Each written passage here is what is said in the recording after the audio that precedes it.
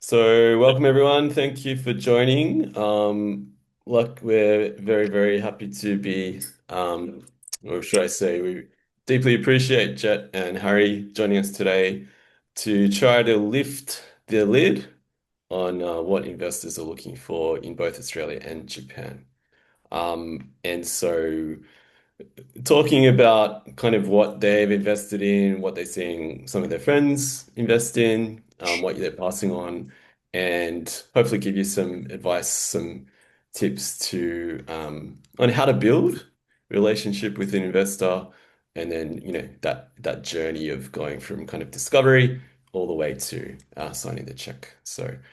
Um, We'll get some introductions from these lovely two gentlemen shortly, but before we get started, my name's Matt. I'm helping Tom here. It's just a little bit of a community side thing that I do from time to time. So I spent about 9 years in Japan in the startup scene there, working with VCs who were looking at global investment deals as well as helped a few startups in kind of product co-founderships, pitching and the like.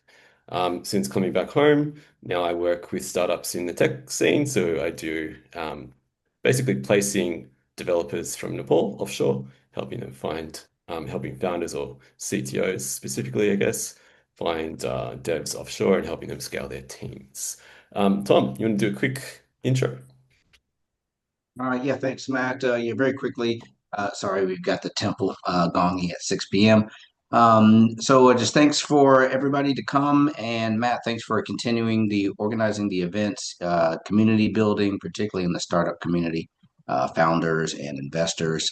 So just really look forward to hearing the questions and answers from people in the ecosystem. And also thank you, Ryan. Been working with him quite closely recently.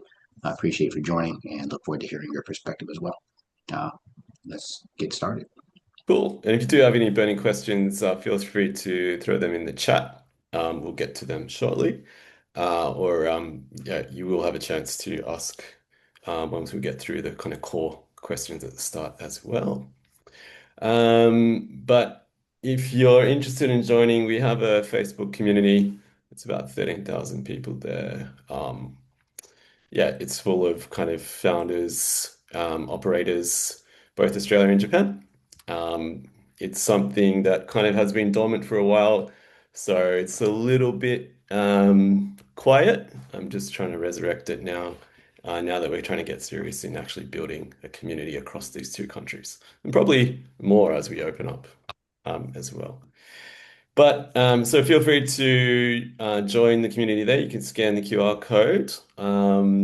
But let's hear from the gentleman. So I'll keep that QR code there. So Harry Clark, and you're based in Perth, but you're currently in Melbourne. Is that right, Mr. Clark? Yes. Yeah. Yeah. So I'm based in Perth. Usually, the last time I was here, I was on the same time zone as Japan, but currently that's not the case. Is anyone else here from Perth right now? No, I didn't think so. I did think I was the only one. So yeah, I'm currently Oh no, um Josh is from Perth, I think. yeah, Do you know Josh? there is Yeah. there is a Perth person. Cool. Yes. Hi, Josh. Hi. Sorry, I wasn't looking at all of the. Yes, hello. Um, yeah. I'm currently over in Melbourne. I'm doing a bit of a roadshow, both for founders and for investors. I tend to represent both sides of the table, given that I sit at both sides of the table. Um, However, in saying that, I'm not currently angel investing. I'm not currently deploying capital, so like if I guess I'll just mention that now so that that card is a little bit sort of removed from the table. It doesn't mean that I can't help you find an investor. Uh, that's primarily where my focus actually is these days, is connecting founders at the early stage and also through to the growth stage, scaling up with the right investors that their startup or their venture needs. Friend की है तो Sorry, did someone say something? What was that, If you want Tom? to, no, if you want to keep your mics on mute, please, that would be great. So, yeah, Yep. uh, I um, I guess I'm really interested to hear what everybody's pitches are going to be like. There is absolutely no pressure. Uh, I will give constructive review. I will be as nice as I can, I promise. But I will give some sort of blunt truth too, if it's needed. And I'm also happy to continue providing advice as well after the event, which I'll work with Matt on, given that Matt and I tend to work together in different spaces as well. So yeah, shoot me any question. If I don't know it, I'll just say that I don't know it. But I will be able to point you in the right direction to figuring it out as well. Cool. And That's all. Jet, do you want to do a quick intro? You're in Tokyo, is that right? Or where exactly Yeah, are you? yeah, I'm in Tokyo. Yeah, yeah. Thanks again for having me. So my name is Jetson. I'm not Japanese. I'm originally from Malaysia. But I come from a tech industry, and I work in a few different Silicon Valley companies in the past, such as HP, SAP, and Apple. One of my major projects back then was building Siri for the Southeast Asian region. So I've worked in a couple of different ecosystems, both rotating between large corporations and building my own startup in Malaysia, San Francisco, Taiwan, Hong Kong, Southern China, which is Shenzhen and Hangzhou, and now in Japan. And so I do a lot of. I was an engineer at first, and then I moved to being building new products, as well as building a couple of different startups along the way. So right now, I run a fintech startup as well. This would be my seventh one. And it's based in Japan. Essentially, leveraging the evolving markets here in East Asia. I also do angel investing on the side. So I've invested in 5 different startups in East Asia as well as Southeast Asia. So I've been very fortunate to get to see the ever-evolving ecosystems here, especially I'm sure everyone's aware how the global economy has changed, and you can see lots of new policies in place as local ecosystems try to restructure themselves. So especially where Japan gets involved, I think it's a very, very ever evolving ecosystem, as opposed to the past few years or even 25 years over this recent period of time where the local government has changed its approach to investments and local policy management. So I'm really excited to be here, really excited to speak to everyone. I also do startup and entrepreneur advisory and mentorship as well for organizations like Antler and Founder Institute, as well as the Tokyo Metropolitan Government's startup ecosystems. So yeah, thanks again for having me. Very excited about today. Cool. And are you going to SusHi Tech on the 27, 28, 29 April? Am I going to Yes, see? I will be there. Yeah. Will you Great. be there as well? Yes, I will be there. So I'll Awesome. make sure to look Looking out for forward you. to it. Yes. For sure. Cool. So maybe we'll start with you, Jetson. So, what is something, I don't know if you want to talk about maybe one investment you've made in the past. Talk us through, what it was about that company that made you want to invest, and yeah, maybe take us through kind of like your thinking around that. That I works. think like a lot of angel investors, they invest for different reasons, right? I think Japan, there was a lot of difficulty for a lot of Japanese ecosystems to understand the startup space here, and that has really evolved a lot. One of my initial investments at that time was the opening of Japan's borders and trying to welcome a lot of foreign talent into Japan. So, trying to enable an ease of bringing in high skilled talent into Japan was one of the spaces I invested in at first. Essentially, the founder was one who actually worked as a consultant for multiple different Japanese corporations, helping them to be able to scale locally or bring in foreign investments into the ecosystem. So I think one of the key drivers at that time was understanding how local Japanese decision making is made, business decision making is made, where it's quite different from other countries, right?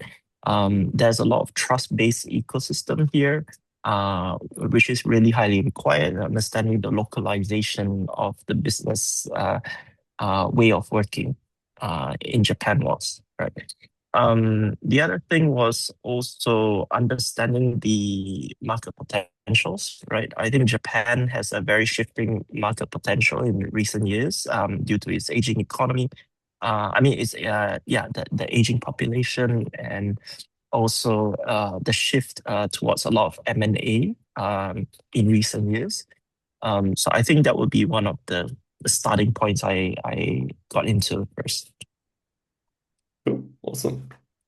How about you, Harry? Maybe you can't comment personally, but what are you seeing from the venture side of things, especially as you build kind of your own venture studio?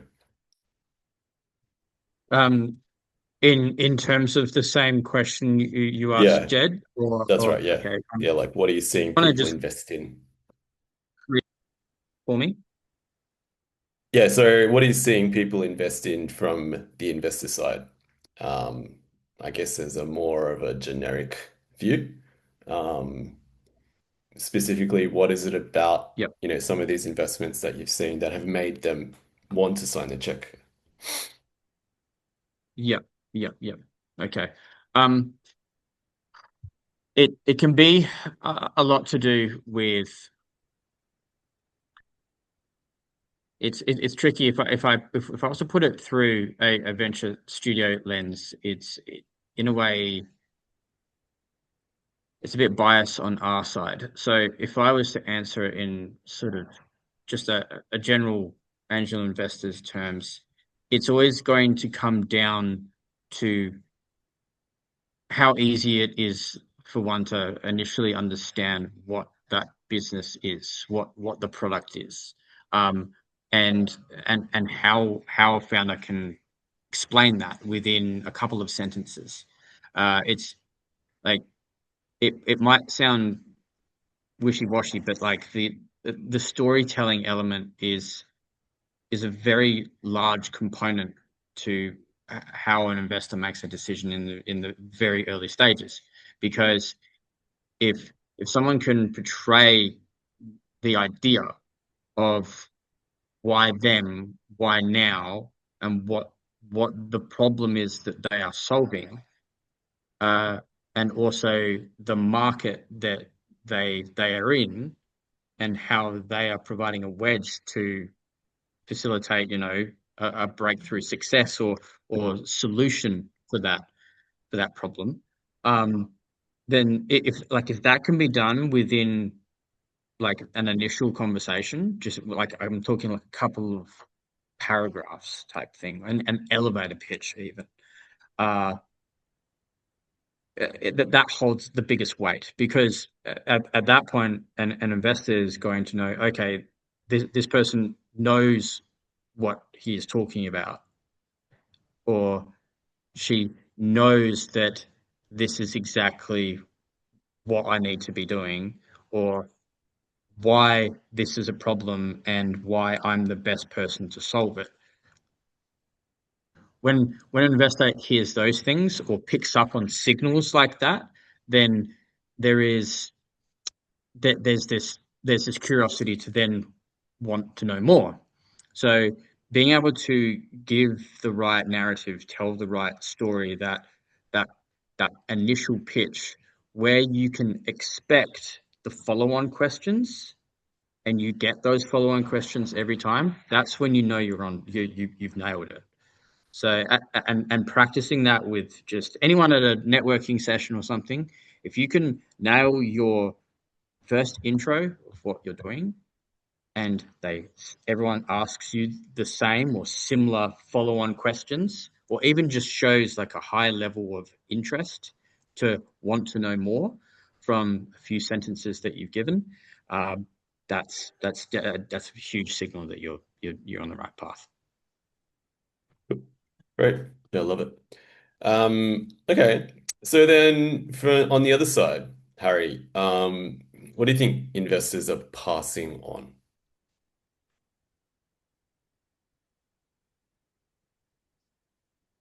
Any kind of trends that you've seen? What they are passing on.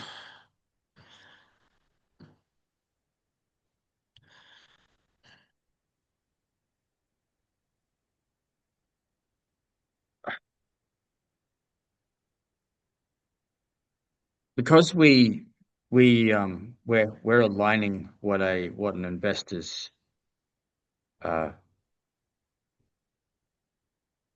what their focus is, what their thesis is aligned to. Because the conversations I have with other investors are very in alignment with what they're looking for. What they're passing on is simply just what is not in alignment to their thesis. But in saying that, I have found that a lot more founders recently are actually aware that they know who they need to talk to. They know which venture capital funds are right fit for their business, their startup, their product.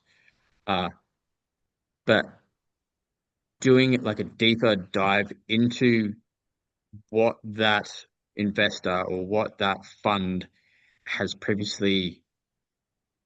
who they previously backed, is going to give you a better idea of who they're not going to pass on in the future as well. But in saying that, when you're, let's say you're having a conversation, or let's say you're pitching to various angel investors, or you're sending out decks here, there, and everywhere. You're going to find that a lot is passing by simply just you won't hear back from them. That's not necessarily like a bad thing. It just means that you haven't filtered for what they are looking for. So to kind of reframe your question there, Matt, it's more of a, not so much what are they passing on, but what are they specifically looking for? And if an angel investor specifically was to diversify their profile and kind of come out of the thesis that they currently set, for example, then like what would that look like, and would it be your business? I don't necessarily have answers to the data or the data for what investors are specifically passing on, for the benefit of someone looking for ideas to start based on who's investing in what. I don't have that data right now. Yeah, that's fine. I think like commonly you'll see, investors are a domain expert in a particular vertical, they're like if it's space or if it's like medtech or if it's, fintech. If that's where the world that they come from, typically they align themselves with that vertical, I've found. But sometimes they do want to diversify, like you said. Like I remember I met one fintech investor recently, and she said she invests in medtech as well. So like, yeah, generally you want to kind of figure out what the investor is aligned to, as Harry said, what their domain Yeah. expertise is, because that will probably determine, if they're looking for something like your idea. Um, and then, yeah, that will probably also tell you, what they don't look for. Um, how about you, Jet? What are you seeing? What are you passing on yourself, or what are you seeing other investors around you um, tend to stay away from? Sorry, could you repeat your question? Passing on, What you kind mean of investments? Yeah, that's right. What are they passing on? What are they not investing in? Okay. So I would say investments in Japan can be quite different as opposed to other countries. Primarily is due to the trust aspect and the need for proving its traction. Right. So Japan can be quite risk averse in general. So generally, pitch decks that seem to be very um, dreamy or very overly optimistic tend to be passed on very very quickly. And Japan is becoming a lot more selective with its investments in the past few months, right? Especially if you would compare it to the previous year, where you would see a lot of interest in building startups or even investing locally as well, or externally outside of Japan. They're starting to look more towards practicality of being able to build its moat, right? For the startup to build its moat, or even for the local entrepreneur to be able to understand the local markets and to build with speed and relevance to its market. Another thing is, I would say we do pass on quite easily on products that are too lack localization or local understanding of the local ecosystems. So, uh, one rule of thumb for a lot of um, entrepreneurs who aim to build their businesses here uh, is to build alongside what exists, right? So, Japan runs on a thought of do not fix what's not broken, right? And that rings very true here because there's a lot of existing norms or unwritten ways of life that is very much built into its local culture and ecosystem. So they look for things that do not break out of the way of doing things, rather that they complement it or improve a little bit on the way of doing things, right?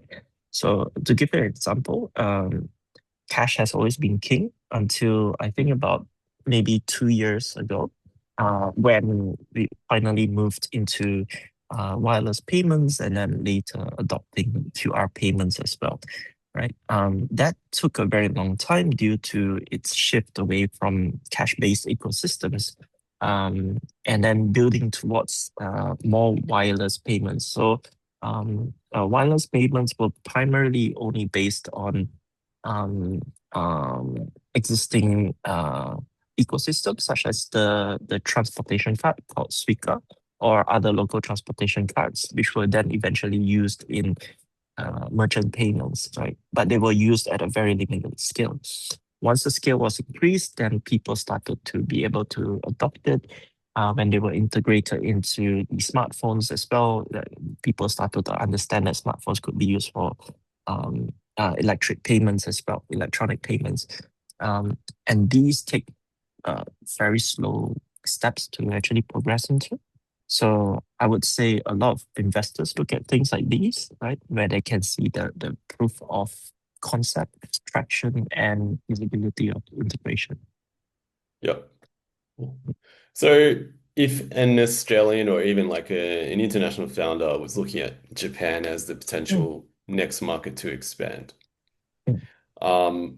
what do you think what are some things that the founder needs to consider or be mindful of if they're seeking investment, in Japan, for example, by expand by wanting to, if they're wanting to expand to that market? Yeah, so that's a very good question. And I think a lot of foreign founders make the error of thinking that Japan is like the rest of Asia. It is very far from that. So having lived in many parts of Asia, I would say a lot of Asia is more versatile. It's more open as a market. Japan, however, is very different. It's if I could personally call it, it's a little bit of a Mars on Earth, right? So you do need to understand the local norms. You do need to understand the local way of doing things. The good thing about Japan is it has a very high barrier to entry. However, once you cross the barrier, understanding how to work with the local entities becomes a lot easier, right? So, you do not just take a product, plug it in, and then let it run. It will most likely fail or falter. Um, However, if you come here and you base yourself here, if your main market is based in Japan, I think you will have a higher rate of success, right? However, if you're an entity, assuming that you had a very successful business model in another country, come over here and just relocalize the language or build a local website, or hire some local business development people that you'll be able to enter into the market, it will be quite a challenge. And I have Mm. spoken to many entrepreneurs who have experienced that as well. So I would say, yeah, it is a market to choose to commit to rather than to say it's a market that you could easily deploy. Yeah. Yep. Okay, cool. Mhm. And there's a good example. If you're an Aussie founder and you're looking at Japan, there's a startup called Squeezify. Maybe I'll chuck that in the chat just so that you've got a reference for that. They raised 10 million to expand into Japan. And some of their clients include 7-Eleven as well. So 7-Eleven's a big um, convenience store chain in Japan. So that's probably like a good case study or a good example of someone from Australia, or even like, I guess you could just call it a international startup who has successfully kind of raised and then are trying to expand into that market. Harry, if someone is looking at Australia as an international founder, what do you think VCs would be looking for if they were going to invest into someone looking to expand into the Australian market?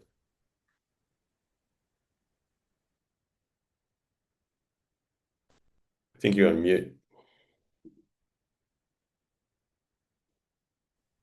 Okay, thank you. Yeah.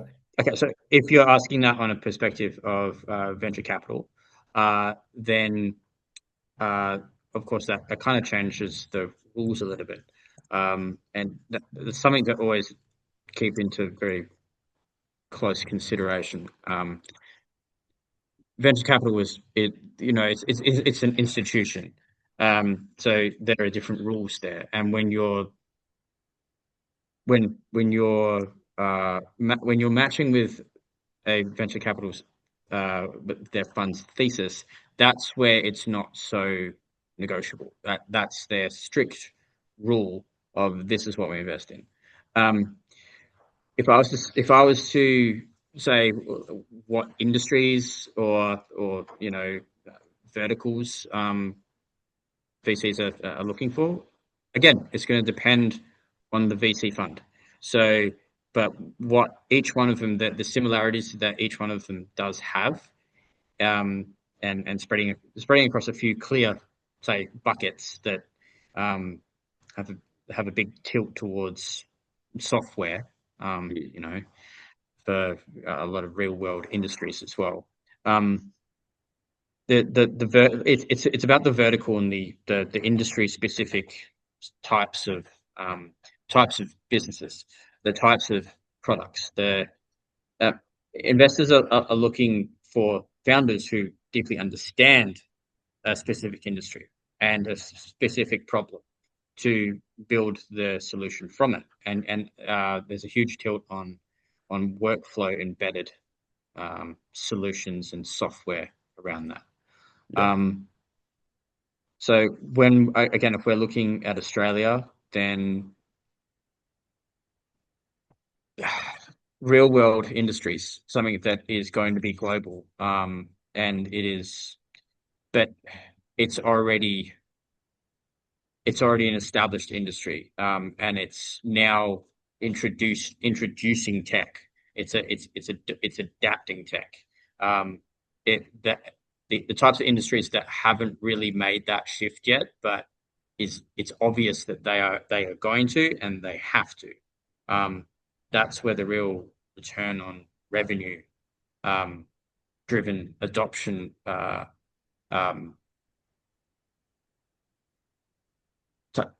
so again, it's a little bit difficult for me to give this on a VC perspective because I'm not a VC and I don't come from a VC background.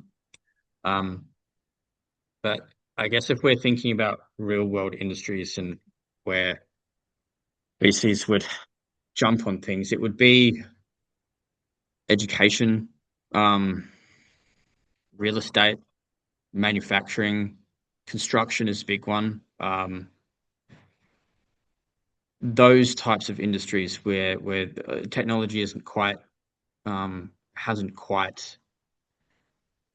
fully immersed itself all over those industries yet, and having a good understanding of what an industry is compared to what a market would be, and then picking the right vertical from there as well.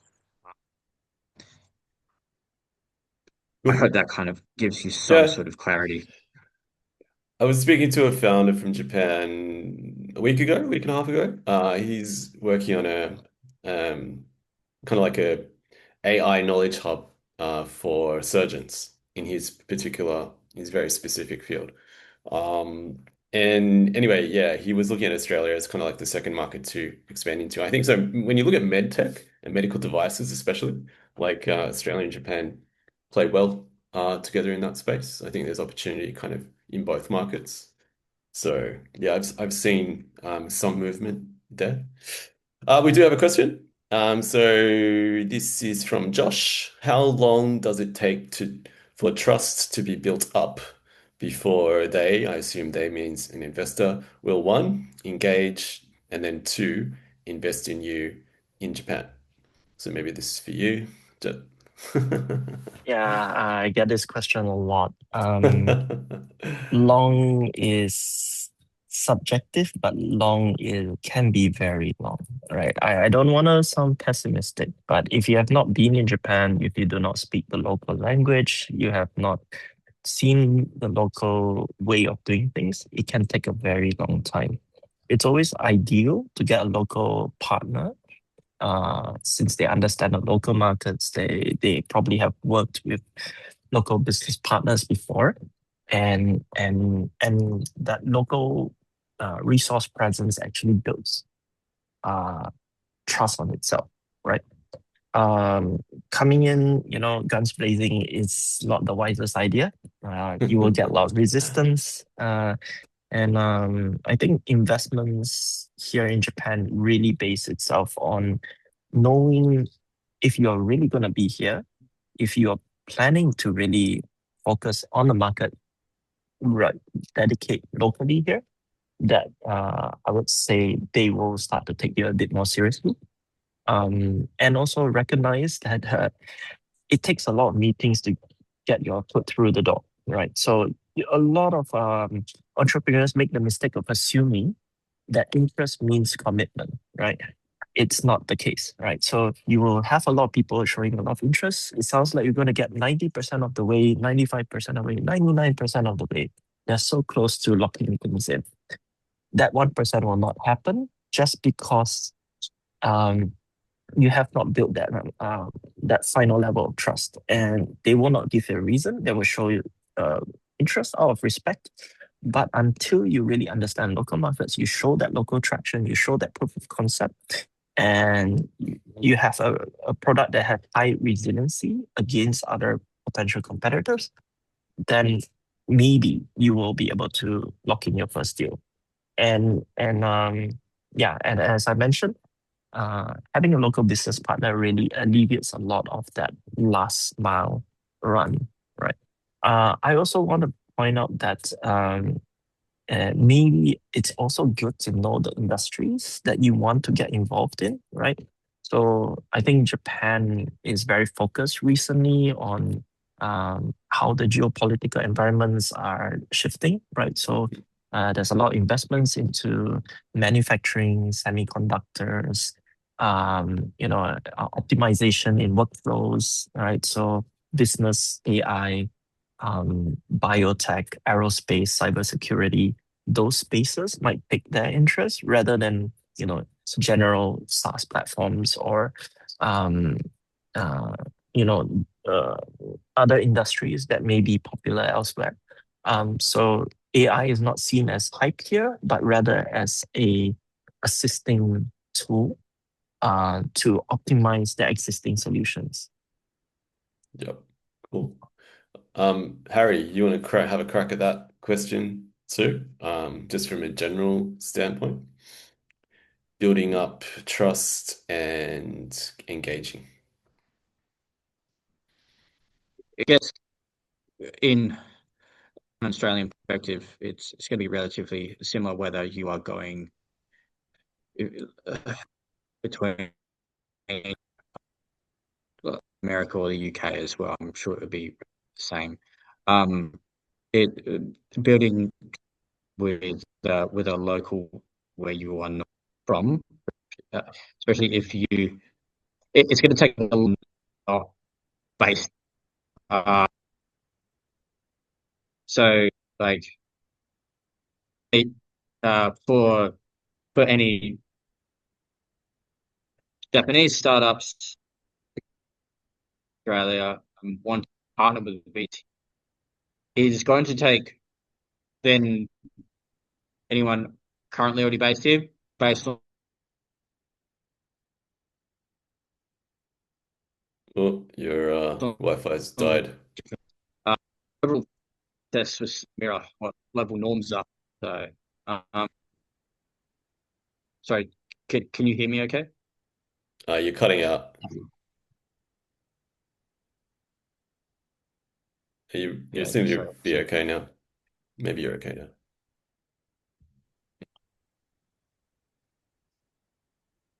Again, I don't really know when it's the V, so I'm context there.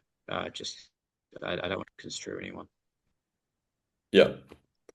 Yeah, but I guess like going in cold versus getting a warm intro, warm intro wins hands down every time. So if you know someone who knows someone or know someone who can do an introduction for you, sorry, it's much better than trying to go in cold. And I mean, it's the same with sales, right?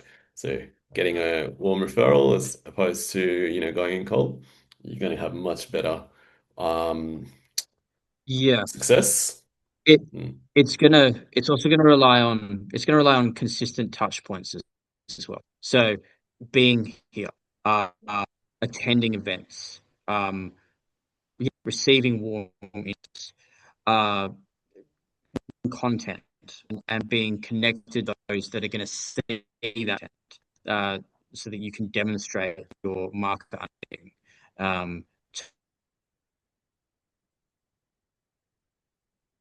Right, you cut out again. In your audience. It's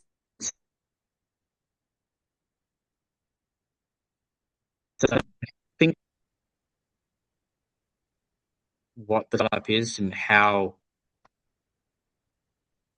that really you want to be able to build something there. It the biggest risk is in there.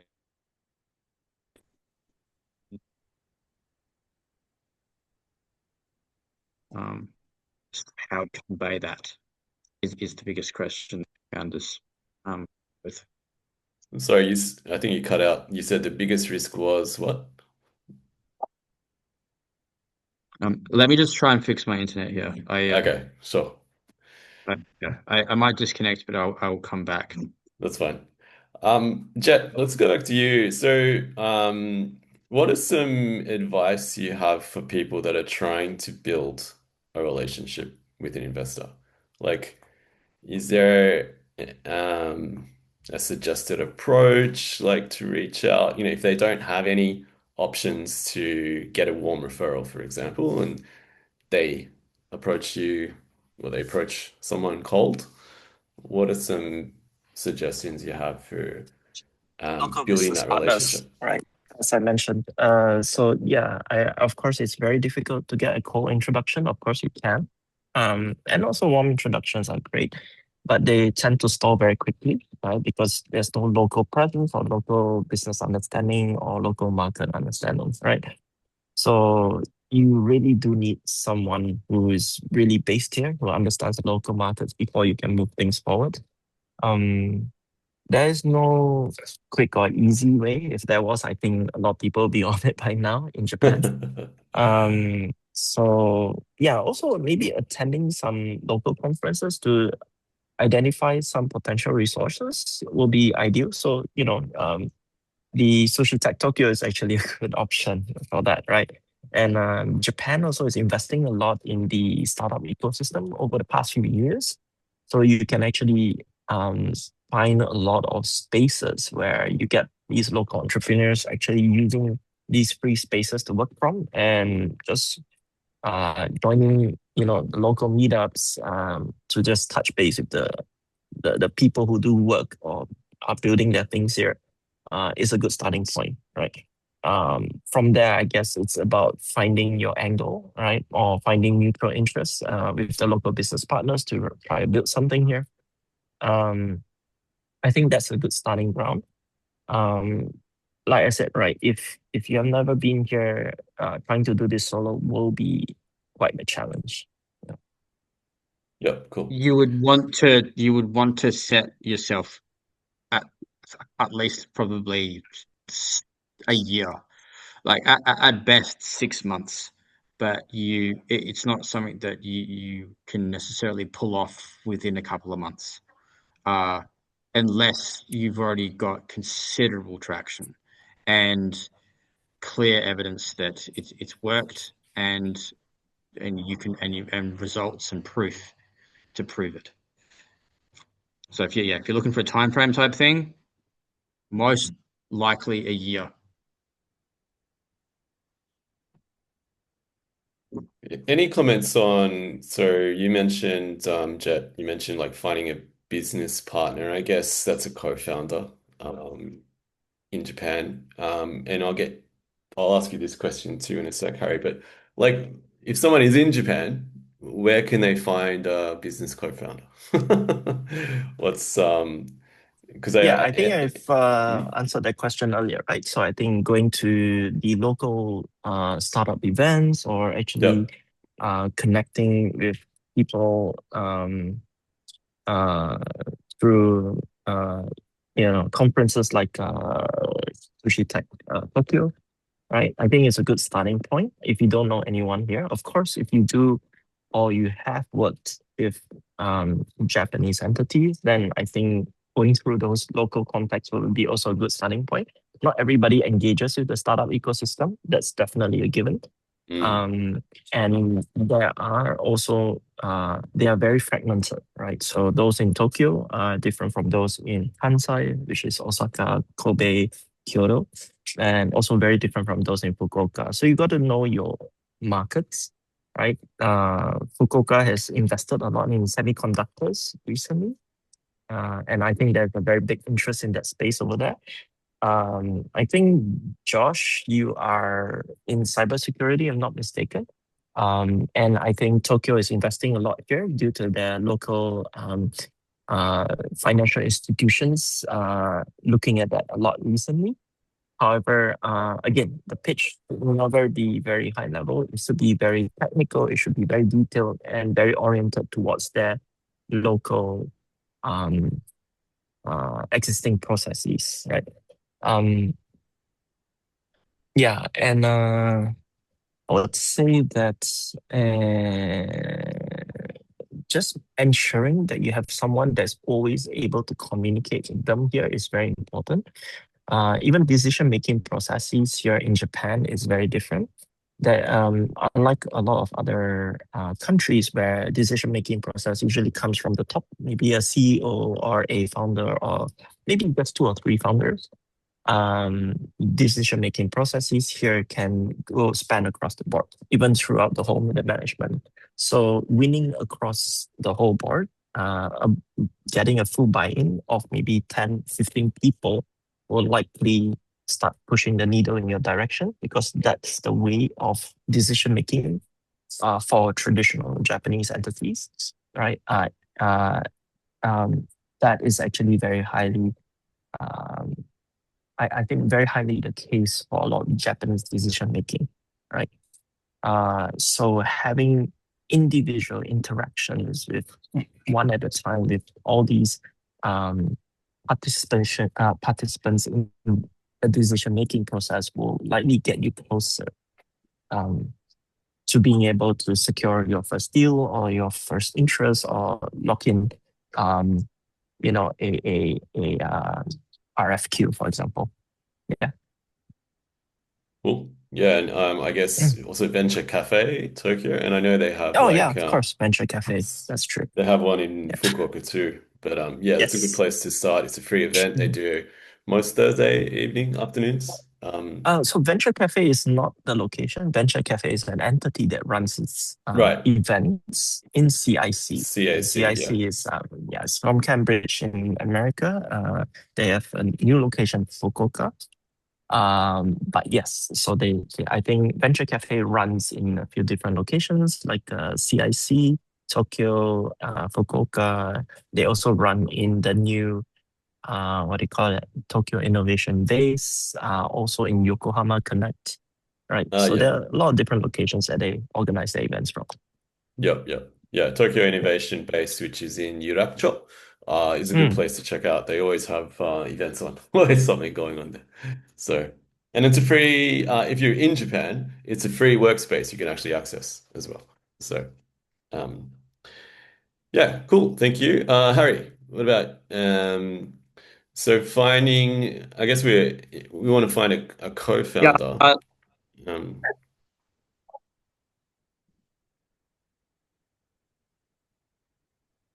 yes, yeah. what This would you is suggest? something that yep.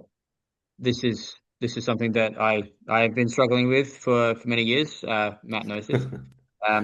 Matt is also currently working on a solution to this as well. It will co-found. It seems to be most Australian startups, most of the founders. There's a lot of solo founders are going through the same thing. Um, Similar to what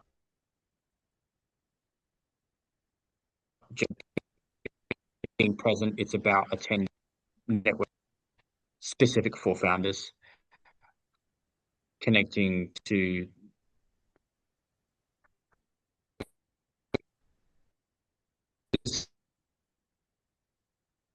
You're cutting out again.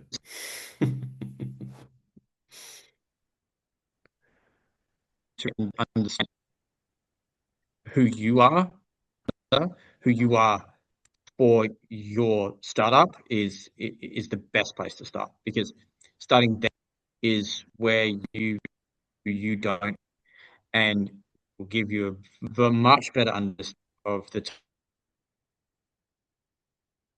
type. Finding just one founder might not be enough for the venture you're trying to build, especially very heavy on governance or compliance, or if you're building something solution, then but not you're not a technical person, you have a background in really how that's you need to. It might not be just one person going out of your way to find is, and also with a financial background is going to be fairly tricky, because you also need that person to be willing to take a risk and work with you. Probably there's so many factors to bring in. There are lots of hubs though around there.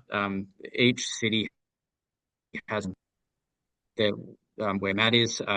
There's the Sydney Startup Hub. There's Fishburners. There's Stone and Chalk, which is um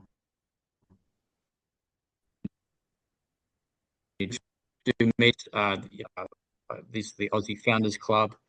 The startup work, I think that's Melbourne, Victoria. And yeah, and finding the group, how the Australian ecosystem works, and also how it's disconnected as well.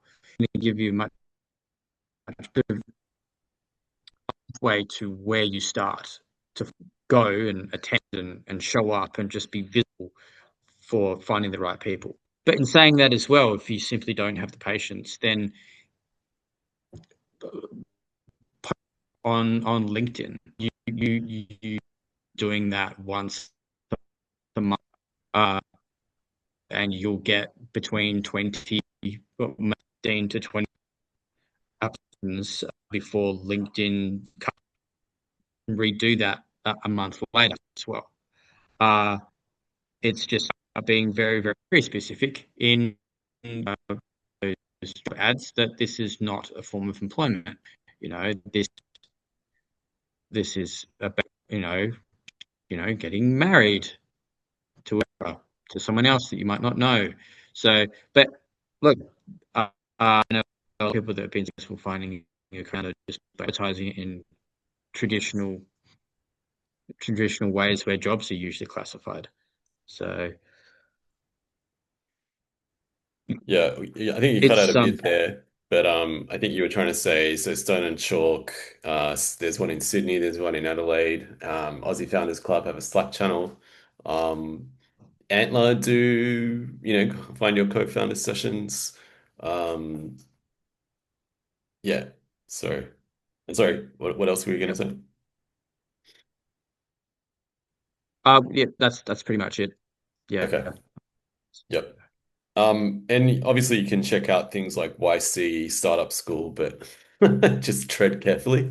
I've heard some interesting stories from that one. So yeah, and Harry's also said you can post a free job ad on LinkedIn if you're looking for a co-founder too. Yeah, if you need links to any of those, feel free to hit me up on LinkedIn. I'm always happy to share some of the links for those different places as well, if you're looking to get involved, Japan or Australia, that is. Um, so still got some time for questions. If you've got a question, burning question, don't be afraid to write it in the chat. Harry and Jet, I'm not sure if you're happy to share your LinkedIn profile if people want to connect. Maybe put that in the chat so that people can find, stalk you, reach out if you're okay with that. But I think one question I'm gonna ask for both of you is what are some things that what are some common mistakes that you see founders make when it comes to either like trying to find an investor, reaching out to investors, um, trying to pitch their product. Maybe Harry will start with, is your connection okay? Yeah, maybe, hopefully. Yeah, I hope so. There's not really Okay, much I can that's do all right. here. I'm in a service department at the moment. This isn't my internet. Um, uh, I, I hopefully uh, um that the common mistake I see founders making when they are taking investment is most they are not ready. They don't have a clear story, metrics, and showing how they can capture a really large slice. They being very, very excited about a total being $1 billion business or whatnot, but not how one fits into. It simply saying it's about it's ready.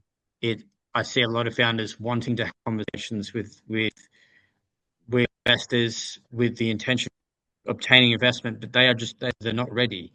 That it requires being able to what your recurring it's having a deal room set up. And if that deal room is a bunch of folders in Google Drive that is dedicated for where you place your capital,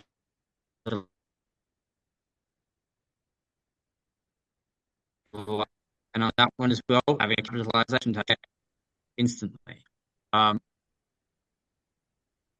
Mistakes can also be linked to timing as well. If you have a really great conversation with an investor and they show a lot of interest and you're all the right answers, but then don't and them the evidence, the proof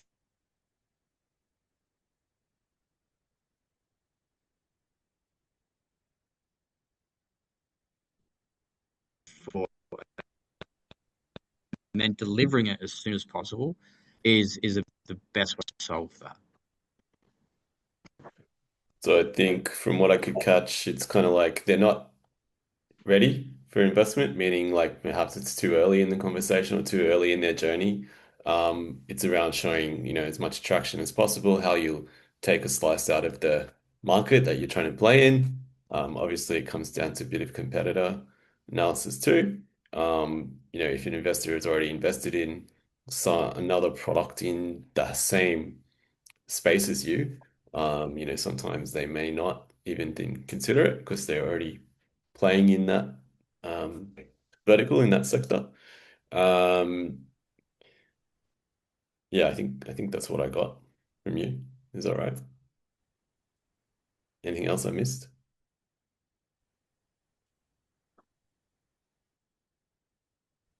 Actually, that all I'm just I have to switch to my phone. Yes. Okay.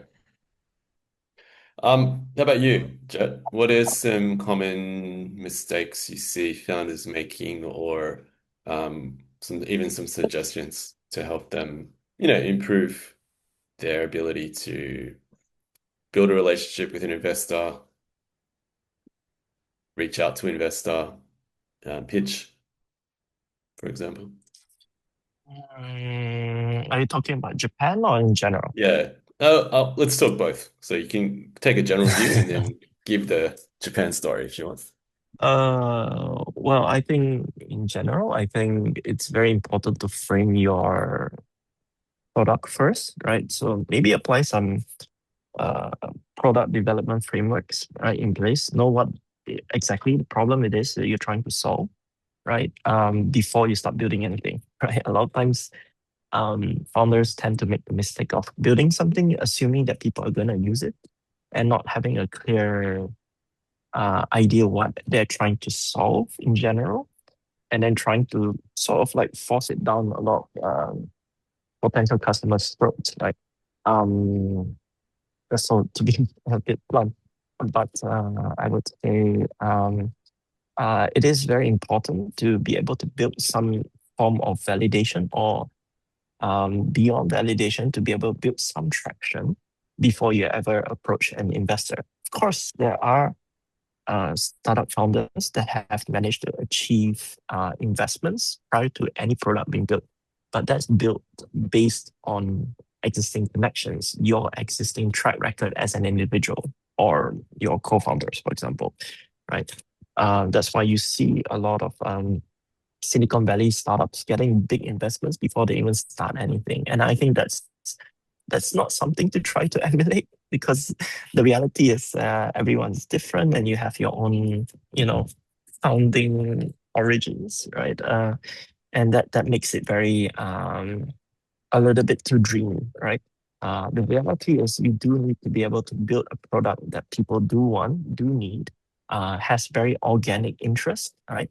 So sometimes, just researching on the virality of how certain products have succeeded in the market is very important. Um, and then learning how to pitch on the the problem that connects with the investor, right? Every investor is different. They have different goals, right? So even myself as an angel investor, I look for products that resonate with me, right? So some investors invest based on their political stance. They invest based on their social goals, right? Whether they want to help a certain individual or they have a goal they want to achieve, and that's what they look to invest on. There are also those who are very passionate about helping you know, build up young entrepreneurs, right? So, knowing the investor you're talking to, understanding the audience that you're trying to pitch towards is really critical. And I think no man is an island in my experiences of building startups. So trying to go it solo is not always the smart thing to do. Having a partner that comes from a different background, I think would be very helpful, right? You don't want to get a twin, somebody who fully aligns with you or has the same skill sets. You want to find someone who has a different, differing set of skills or even perspectives, but a very similar goal, right? That you want to achieve together, so that you can build on your pitch. You can actually plot holes in your solution and continue to iterate on them, right? And of course, constructive criticism is the key to making a very bulletproof product. So, yeah, I definitely think everyone has an opportunity to do something great. It's just about knowing where your positioning is and having a very good execution strategy, right? That's why a lot of people always use the term go-to-market strategy. It's not just going into the market, but being able to execute well, right? And being able to get people to buy into your vision every time you pitch your idea. And I think one rule of thumb I always use in my pitching is always pitching to a 5-year-old. If you can help a 5-year-old understand your idea, you most likely have a great pitch. Yep. Cool. Yeah. Yeah, I mean, I think that's a lot, that last point especially, tell it to me like I'm a 5-year-old. You can ask AI to do that for you, to kind of teach yourself how to even explain it or dumb it down. So, yeah, love it. Thank you I, very much. I'm happy to recap what I said before because I think a lot of it Please. got missed. And Yep. yeah, cool. So yeah, this is a big one, and this is probably my most common conversation as well. The around the common mistakes that founders are making when they're seeking investment. So from my experience, there are there's about that. Well, look, there's several recurring patterns that I keep seeing founders when they're hoping for investment, and like if you can avoid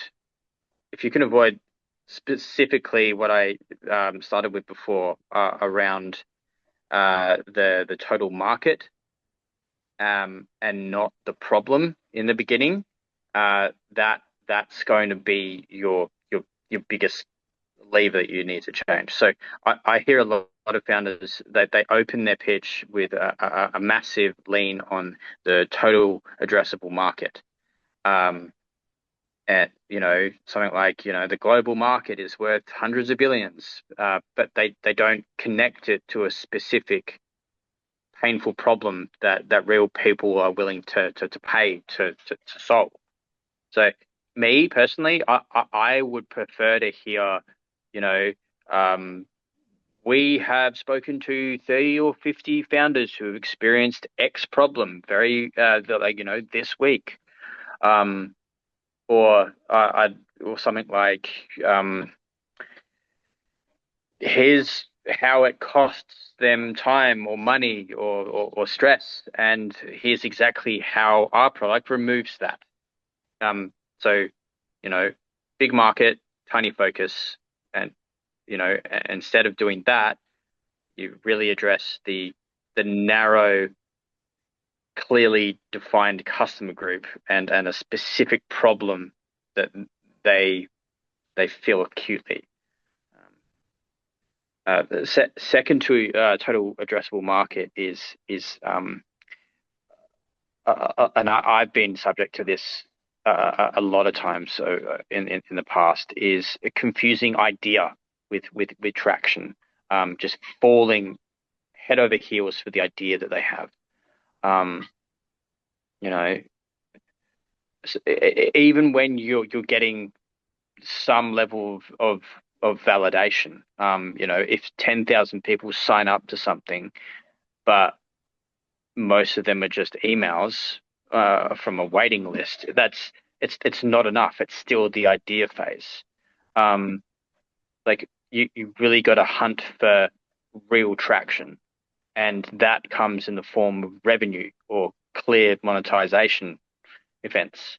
Even if they're small, active users who are logging in and taking actions or paying to be part of something, and then repeat engagements as well. How often are they coming back? Not just a once-off sign up or one-off purchase. It's being able to show that consistent traction. There are several more as well, and I'm going to share all of this with Matt. So I would highly recommend that you keep in touch with Matt, and I'll make sure that he sends all this out to you as well. Sounds good. We're recording this too, so if you missed any of this talk, we'll chuck it on YouTube and you can watch it at your heart's content, watch it at your leisure. So maybe we'll have this as the final question and then we'll wrap it up. So Haruka is saying she's got no team, no investment, but no money, no speed on product development. So she's talking to people by connection, LinkedIn job posts, but have not found the right person. I think she's talking about finding her technical co-founder there, and using no-code tools and AI. I tried to make progress on products as much as possible. So yeah, I don't know if either of you wanna give any advice, or what would you suggest Haruka do in that situation? Yeah, I can just give a bit of comment on that. So yeah, this is a very common catch-22 situation for entrepreneurs, right? I think in the past, that is even much more evident, right? However, it's not entirely true. There are products that you can use for free to build your MVP. Uber started as a service that they went out and just got taxi drivers to sign up to them, and then they just connected people manually to pick people up, right? And then later they signed up people who wanted to drive Uber Black, right? So limousines and nice Lincoln cars, right? And that takes time. It's a very manual process to get a proof of concept going. But you did also mention no speed on product development. That is also very true. In today's world, we have AI, and I think what you're just saying is correct. You can use AI to build your proof of concept and build traction, right? It will get you so far before you need to start taking on a technical co-founder, but it will get you closer to your goal, right? Now, you also mentioned about talking to people by connection, LinkedIn job posts. It's like looking for your future girlfriend or wife or your future dream job, right? There's no secret sauce behind it. So you just got to keep talking to people, keep attending events, keep meeting people, getting connections. I got my co-founders through various means, right? I got my co-founders through my connections. I got my co-founders through AngelList, right? And I got them through different sources. So it's just having that right click, right?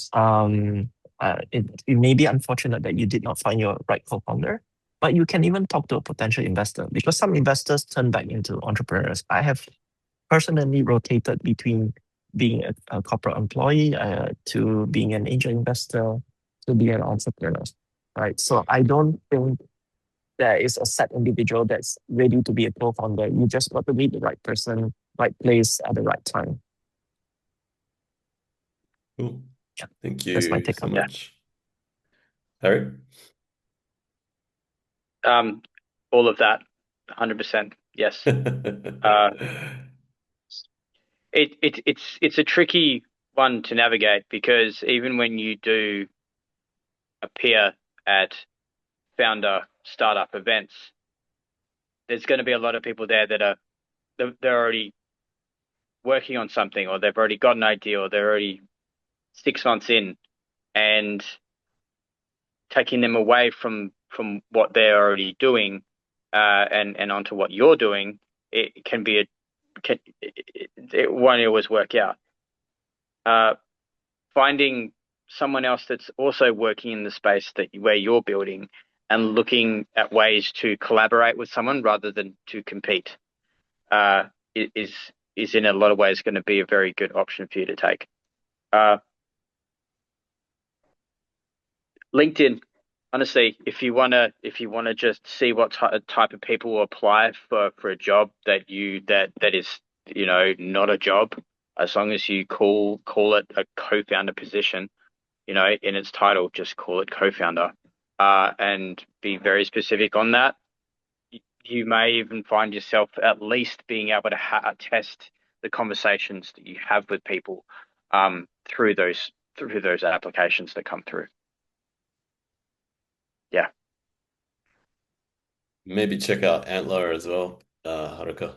Like, I know the Antler run in Japan, they do 0 to 1, day zero investment. So, yeah, don't be afraid to check out that program too. Okay, maybe we'll wrap up there. There's a spelling mistake. Anyway, so we're doing a venture cafe in-person workshop on the 14th of May. That'll be the next kind of Innovators Campus session.